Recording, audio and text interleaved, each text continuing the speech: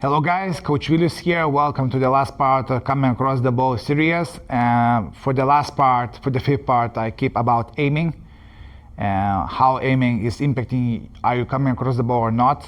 This is probably the most complicated topic from all, because there are players who are aiming across the ball, hitting across the ball, but they are doing consistently. The most notable person is Judd Trump. So I just want to explain nuances, what is happening. Sometimes if you're aiming across the ball, you cannot cue straight, because then you're gonna miss the ball. Later I'm just gonna provide you feedback what you can do to improve that if you really struggle. If you're not struggling, you can skip this part. If you're happy with your timing and everything, then this video is not for you. But for those who are really not putting well and they feel that the aiming part is not working well, then yeah. Okay, so again, I'm gonna use a balk line, and this time we're gonna use balk line, and I'm gonna use cue ball, okay? And quickly, I just want to demonstrate what is going on. So a very common thing for the right-hand players is to aim with left or right-hand side. In a dress, even they don't see that they're aiming with the side spin. And let's say I have a straight ball, okay? So they're aiming with the left-hand side, let's say. And many players, even good players, adjusted that on impact, they hit into the center. And that's how they pot the ball. So they aiming across the ball, and then in order to pot the ball there, they have to come across the ball. So let me show you example. I'm just gonna finish with the right-hand side, and if you do with right-hand side, you also have to make backswing, correct, and hit to the center. So the most important thing, if you want to pot the ball, of course, is the moment on impact, okay? So it doesn't matter what you do, during impact, you have to hit to the correct spot.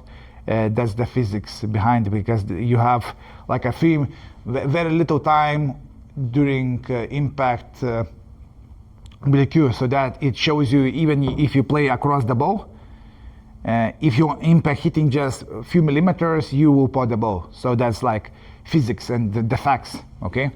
Just to be clear about that, okay? So let me show you example. So starting with the left-hand side on the cue ball. The person thinks that is center, but the left.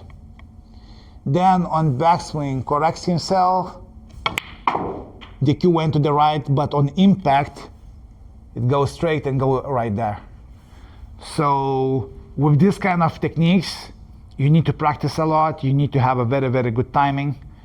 And if your, let's say, cue action is good, not that cue action, but the timing part is good. Let's say I'm gonna maybe play opposite shot, right to left. Let's say if Judd is aiming with the left, so aiming with the left-hand side, on the backswing corrects and hits with the right side, it's possible. But then your backswing and delivery has to be really smooth, so you could time the ball well, and there are lots of great players who are doing that, okay?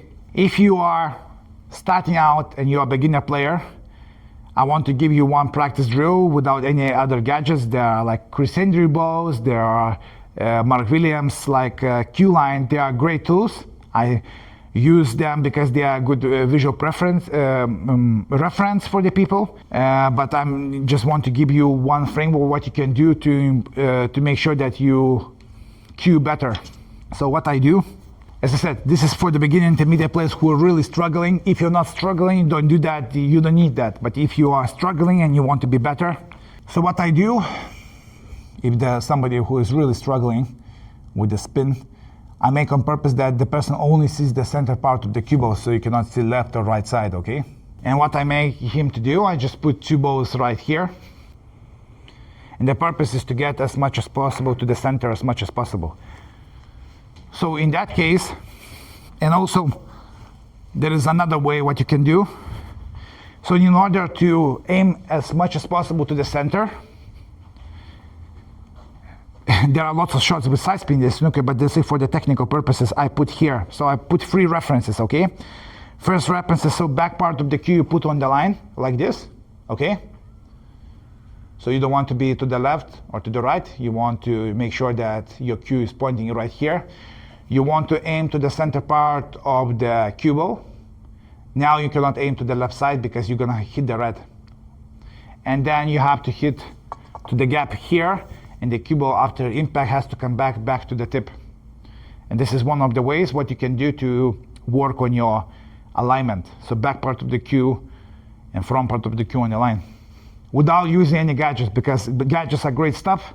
I use them, but if you don't have that availability for the gadgets, use this, okay?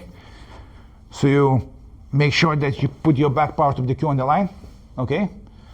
So basically it's gonna make your head position much better, okay? And then you play shot to the gap, and you want to make sure that the cue goes back to the tip. Maybe for you it's gonna look like a right hand side at the beginning if you are playing for the longer time, and so people say that you use left but you don't think left, but this is one of the ways to work on.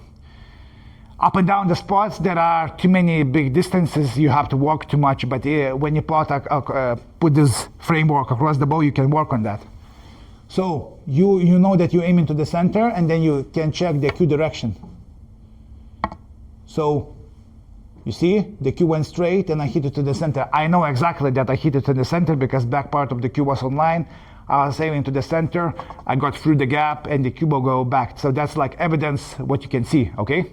Also, you can practice without hitting a ball, you know, so you can do this, backswing. You see, I hit it to the left. So you can also work on other technical aspects, okay? So in the previous chapters, like 4 parts, I talked about that, so you can experiment like that. So, but this is like a good framework, okay? So, and then you can test with medium distance, medium pace shots. So now I'm gonna play a bit stronger shot, okay? So back part of the cue like that, getting through the gap, backswing. And you see my cue tip right now went slightly to the left.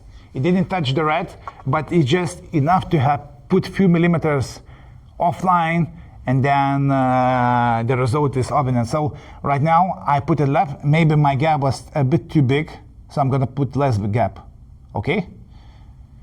I don't want to hit with my Q-tip any of the reds, okay?